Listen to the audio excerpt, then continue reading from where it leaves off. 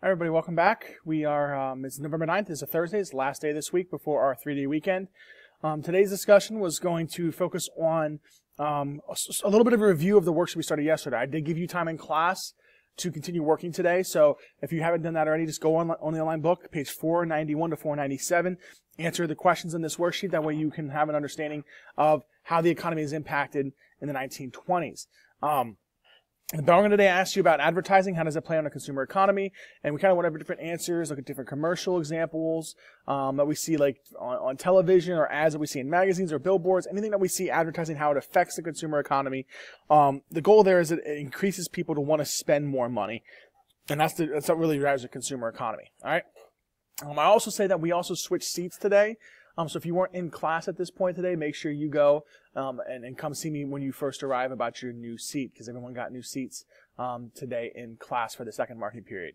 So if you were part of periods 2 and 6, you actually got your to pick your seats. So if you weren't here for that, I'm sorry that you weren't here to cover that, but I think some of your friends might have bailed you out that you're sitting next to them. All right, so just kind of take a look at that and let me know what seat you'll be sitting in once you get back here in class. Now, I gave you time in class. After that time was given, after bell was collected, we started going over this worksheet. Now, this is the kind of the worksheet looks like. However, it's pink. And we're looking at some of these questions, and I'm going to type up some of these answers in. That way you can get them down on your sheet. At least check yours before you're able to move forward. So the first question asks you, the consumer economy was to encourage a cyclical system, one which would push the nation into extreme economic growth.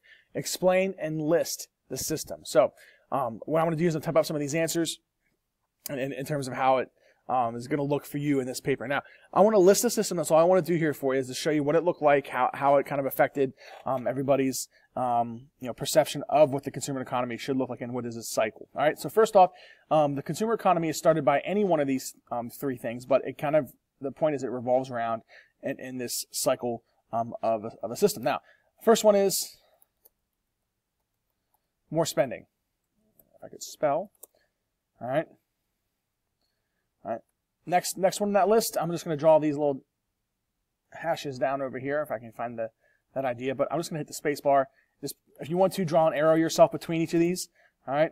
Next is more profits for business. All right. Space. Next is high wages, which would lead to eventually more spending. So if you can see how this works out, it's a really beneficial system as to, if you spend more, businesses get more profits. With those higher profits, businesses will increase the wages and hire more people, and that will encourage them to spend more. So this cycle can definitely benefit itself here. One of the things that we looked at as an example I told in class today, President Obama's 2008 stimulus package, which essentially was a way to jumpstart the economy using his knowledge of this consumer economy, this model here. So if you look at the model of more spending, more profits, higher wages, which then leads to more spending, this system is what he was trying to jumpstart. He tries to jumpstart the high wages. What he does is essentially he gets the American people to think that if they have higher wages, they can spend more. Now, he cannot force people to spend money. However, what he can do is he can give them the money to spend if they so choose.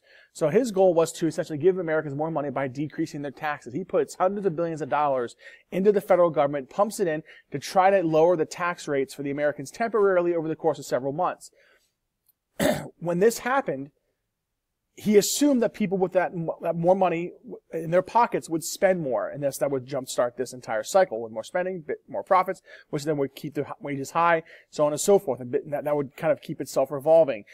The problem is the American people did not spend, they instead saved, because they believed that if they got this extra money and they spent it, there would be no money for them to pay off the bills that were absolutely necessary to their survival.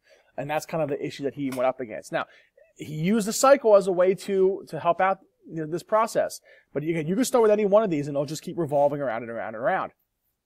Now, with the cycle that we see here, not only can this help an economy, but if you stop one of these, let's say if businesses lose profits for some reason, let's say like if the government wants to set up a major regulation, businesses lose profits, thus they might not be inclined to increase wages, thus Americans don't spend, and then the profits keep going down and down and down. So it starts this process going downward.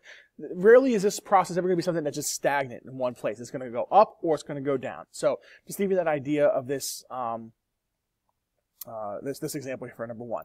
All right, for number 2, the question asks which goods are purchased mostly through credit. The first one we can look at here is let's put the cars,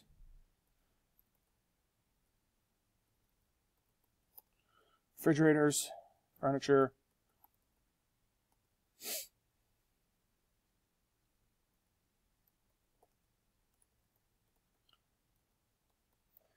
anything that's a big purchase that makes your life easier. That was what was purchased through credit. Now, the second part I ask about this is how does credit help businesses? The answer to this would be is that if businesses don't sell goods,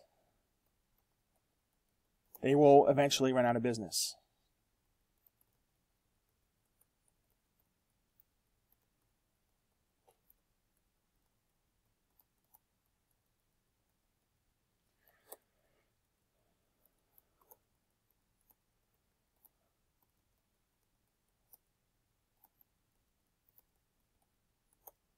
All right, so credit allows people to buy now and then pay later. So again, if you're buying a major, like a big car at this point, the car is going to be very difficult to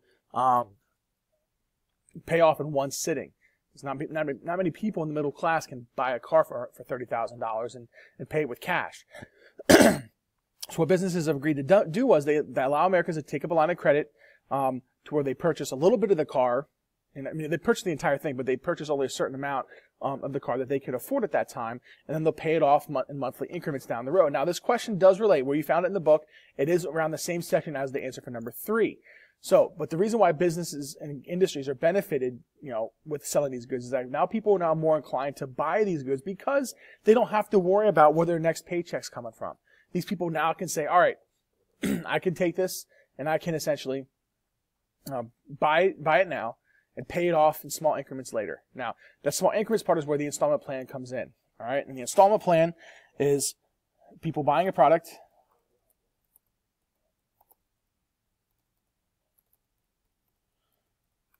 make partial payments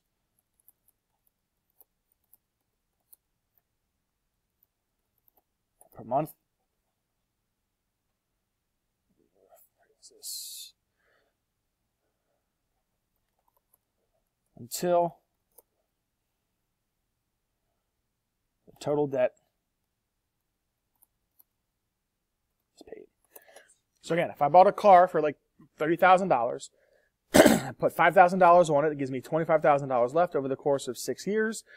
Multiply by 12 and divide that number of months by whatever's left by $25,000, and that's how much I'm paying per month on that vehicle until it is finally paid off.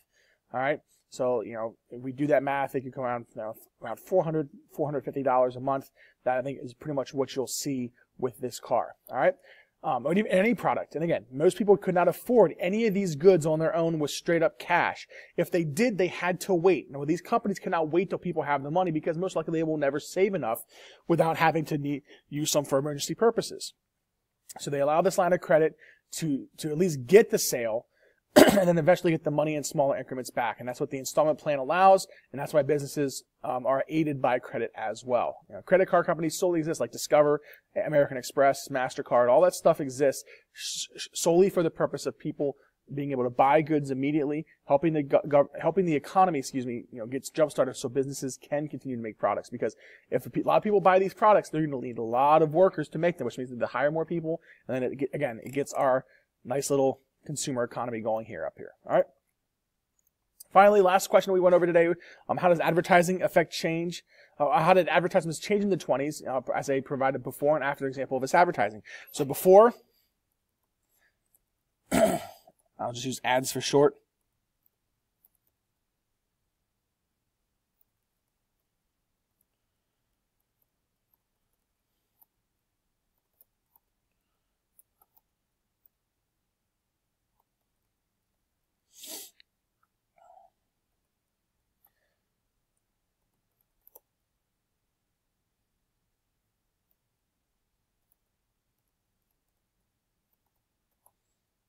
All right, so first one, before the 1920s, we definitely see the idea that the American populace is going to be driven towards ads that before the 1920s are about the description of the product, very basic understanding of the description.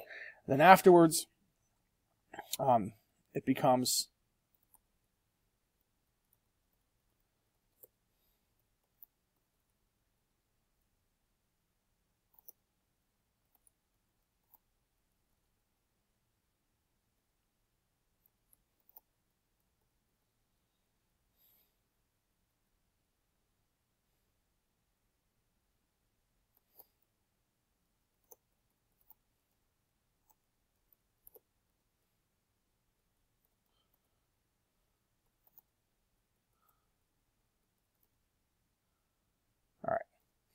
so after the 1920s, ads now discussed how it can help their image. For instance, maker commercials only look at how you're only as old as your complexion. Now, that's solely the purpose of makeup, is make people look different, whether it's younger, older. And we see makeup all the time being used in movies for different reasons. But we use this as a quote here in this area to let us know that, hey, this is kind of what we're talking about. So before, it's about the product. Afterwards, it's about your image. And then there's different examples of that. In fact, if I go back to the PowerPoint here, I'll show you some of these examples of the before and after. Before, we have the one like with Jell-O here, America's most famous dessert, 10 cents a package, describes it. That's it. All it is, it describes it, tells you there's 7 flavors. That's all you got to worry about. There's nothing here about this product that you need to know, except what it contains and how much it costs. Ogden's Guinea Gold cigarettes. Cigarettes were sold a lot back then, but again, showing you something, largest sale in the world, doesn't give you anything about this, doesn't tell you that lifestyle, just gives you just the information about it. Now, this one's a corset. As you can see here, the corset, there is an image here to this. However, it is also, this ad is full of information that you need to know, like how much is this going to cost you if you buy it? And you will see what it costs there. That's before the 1920s. Now, after the 1920s, we begin to see images. If you use this kind of tobacco, you're going to be like you're at the beach. You're going to be enjoying your time. It's at its best when it's in a pipe, and you do that at the beach. They use celebrity endorsements. Babe Ruth, Old Gold cigarettes. Again, you'll see a lot of cigarette ads here because that's pretty much what companies targeted as their audience. Babe Ruth. Celebrity endorsements of these. If Babe Ruth smokes these, maybe I should too. Again, not something that you need to do because of health reasons today, but that's what these ads are trying to sell. And then finally, I have 2 ads on this page. Physicians actually in the 1920s actually recommended certain brands of cigarettes because, again, there was no health risk associated with cigarettes. These are just, it was just a fashion trend. But again, physicians say Lucky's are less irritating, but Lucky Strike cigarettes get the approval of doctors, unbelievably. And then finally, National Oats makes kids husky. The number one thing for families at this point, this is why this ad is so important, is to have their kids look fit, look healthy. And husky kids were healthy kids to many people in the 1920s. And this showed that if your kid was healthy, you had enough money to feed them, thus you were relatively wealthy. So, people found different images through different things. They looked through your kids. And if your kids are a certain way, that's why parents kind of get so obsessive over us, especially when we're younger, because if we look up, kind of odd, whatever we do, sometimes our parents will help us try to adjust that, especially when we were younger. They don't do it now when we're in high school, but when we were younger, our parents did whatever they could to kind of make sure that they, that they approved of the way we looked in public, because, if whatever we do, whatever we look like, it kind of shows off on them. And again, kids that looked husky at that point, they shows that they were well fed. This means that the family must be pretty well off, and that's what it meant. So again, you didn't need a whole lot here, but if you get the oats here at this time, you could definitely see that if you fed your family, you looked pretty well off. All right, so that's pretty much what we had for the advertisements. And again, it's about selling images, and it is about selling a product like this right here. All right, that's all we have for today. If you have any questions, please don't be afraid to let me know. Have a great weekend, and enjoy your time. Again, if you need to go back and take a look at some of the stuff, pause it, and get that information down for these for this worksheet. All right, have a good one. Bye.